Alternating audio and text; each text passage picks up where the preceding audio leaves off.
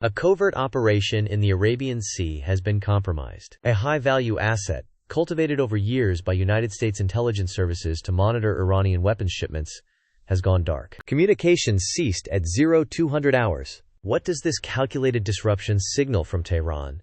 And is it the opening move in a more violent, undeclared chapter of this clandestine war? The silent, undeclared conflict between the United States and the Islamic Republic of Iran is not fought with tank divisions or bomber fleets. It is a war waged in the gray zone, a perpetual twilight struggle carried out by spies, special operators, cyber warriors, and deniable militias. This is the domain of the Central Intelligence Agency's Special Activities Center and the Pentagon's Joint Special Operations Command, pitted directly against the formidable apparatus of Iran's Islamic Revolutionary Guard Corps, specifically its Expeditionary Quds Force. The battlefield is not a defined line in the sand.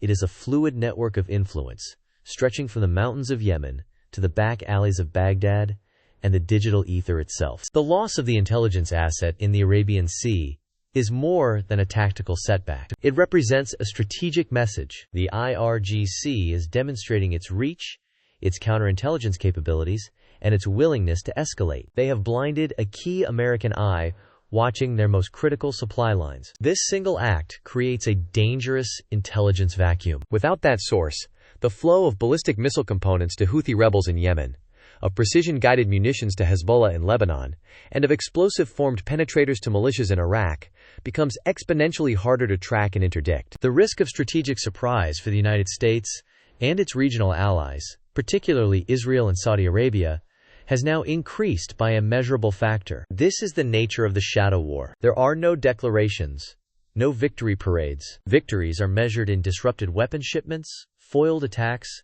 and compromised enemy networks. Defeats are measured in silent losses like this one, events that rarely make headlines but which fundamentally alter the strategic balance in the world's most volatile region. The primary weapon of the IRGC in this conflict is its intricate and loyal proxy network, a multi-tiered force that allows Tehran to project power and conduct attacks with a veneer of plausible deniability. These are not simple terrorist groups.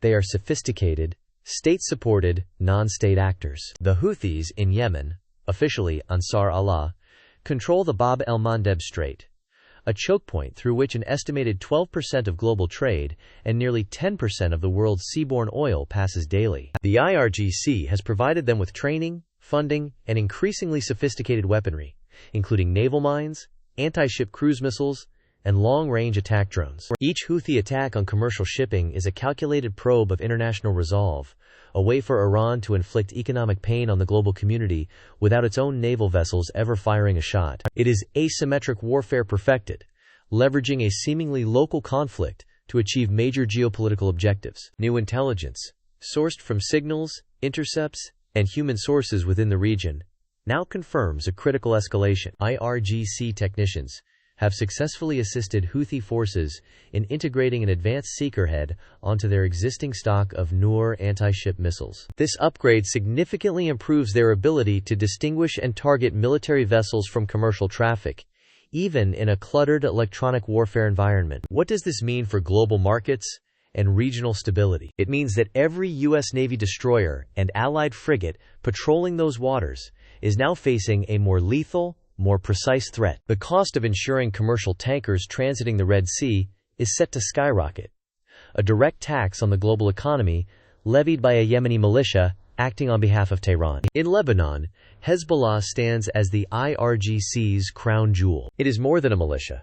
It is a political party, a social services provider, and a formidable army with an estimated arsenal of over 150,000 rockets and missiles aimed at Israel. The Quds Force's primary objective here is not just quantity, but quality. They have been orchestrating a clandestine effort to supply Hezbollah with precision-guided munition, or PGM, kits. These kits can convert standard, unguided dumb rockets into GPS-guided missiles, capable of hitting a specific building from over 100 kilometers away. This capability threatens to overwhelm Israel's sophisticated Iron Dome air defense system, holding at risk critical infrastructure like airports, power plants, and military command centers. Every successful PGM shipment that evades detection by U.S. and Israeli intelligence represents a fundamental shift in the regional balance of power. Further east, in Iraq and Syria, A constellation of Iran-backed Shia militias, such as Kataib Hezbollah and Asaib Ahl al-Haq, operate under the umbrella of the Popular Mobilization Forces. These groups serve a dual purpose for Iran. They secure a land bridge connecting Tehran to Beirut and the Mediterranean, and they conduct a persistent, low-grade campaign of harassment and attrition against the several thousand U.S. troops stationed in the region. Using rockets, mortars, and increasingly, one-way attack drones, often referred to as suicide drones, they force a constant state of high alert on American bases. These attacks are carefully calibrated to bleed and pressure U.S. forces, aiming to accelerate a political decision in Washington for a full withdrawal, without provoking a massive, overwhelming retaliation. Each rocket that impacts near a U.S. barracks is a strategic communication from Tehran. The United States' response to this multi-front shadow war is equally complex and layered, operating on planes of action far beyond conventional military force. The playbook is one of disruption, degradation, and decapitation of the networks that allow the IRGC to function. A key pillar of this strategy is intelligence dominance. An extensive network of satellites, signals intelligence stations like the National Security Agency, and human assets on the ground, cultivated by the CIA, work around the clock to build a comprehensive picture of the IRGC's operations. The goal is to see their moves before they happen, to track the specific plane carrying PGM kits from Tehran to Damascus, to identify the financial intermediary in Dubai laundering money for a militia in Iraq, to intercept the command from an IRGC officer authorizing a Houthi missile strike. When intelligence provides a clear, actionable target, the U.S. employs its kinetic options with surgical precision. This is the realm of elite units like the U.S. Navy's SEAL Team 6 and the Army's Delta Force, supported by the CIA. The most dramatic public example of this strategy was the January 2020 drone strike in Baghdad that eliminated Qasem Soleimani, the charismatic and powerful commander of the Quds Force himself, along with the leader of Kataib Hezbollah, Abu Mahdi al-Muhandis. This was not a random act of war.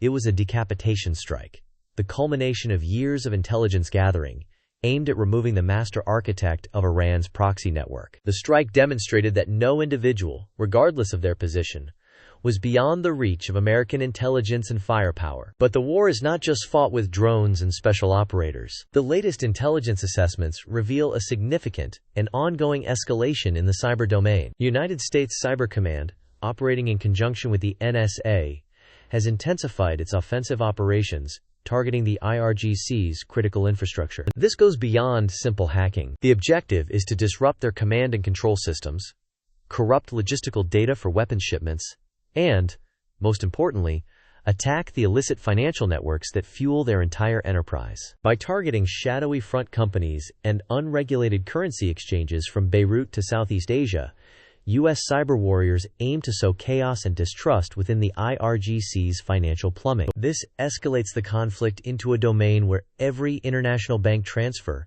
every encrypted communication, becomes a potential battleground. This constant, high-stakes game of cat-and-mouse is governed by a delicate understanding of escalation ladders and unspoken red lines. Both Washington and Tehran are engaged in a perilous balancing act, seeking to advance their own interests and damage their adversary without triggering a direct, state-on-state conventional war that would be catastrophic for both sides and the global economy. For the United States, a red line would likely be a mass casualty attack on a U.S. base or embassy directly attributable to Iran, or the successful sinking of a U.S. Navy warship. Such an event would almost certainly demand a massive, overt military response against targets inside Iran itself. For Iran, the red lines are equally clear. A large-scale American or Israeli air campaign against its nuclear facilities or critical military infrastructure on Iranian soil would be an act of war, forcing a response. This response would likely involve unleashing its entire proxy network simultaneously.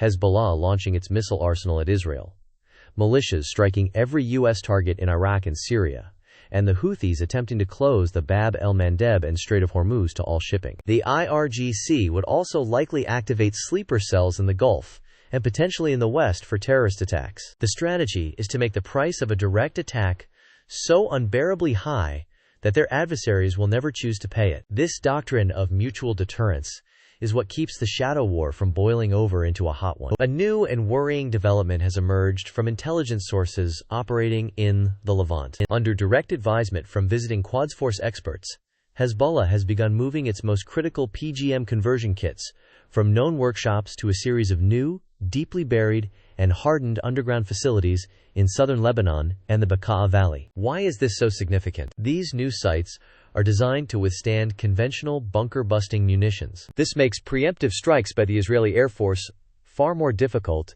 and less likely to succeed. By hardening its most valuable strategic assets, Hezbollah, at Iran's direction, is increasing its confidence in its ability to survive a first strike and deliver a devastating retaliatory blow. This fundamentally alters the strategic calculus, making a future conflict far more destructive and unpredictable. The ripples of this shadow war extend far beyond the Middle East, touching global markets and geopolitical alliances. The constant threat to shipping in the Persian Gulf and Red Sea creates persistent volatility in energy prices. Any major incident, even a near miss involving an oil tanker, can cause the price of Brent crude oil to spike by several percentage points within hours. This uncertainty translates to higher fuel costs for transportation and manufacturing worldwide, acting as a tax on global economic growth. The London maritime insurance market has just raised premiums for vessels transiting the Strait of Hormuz by another 15%, effective immediately.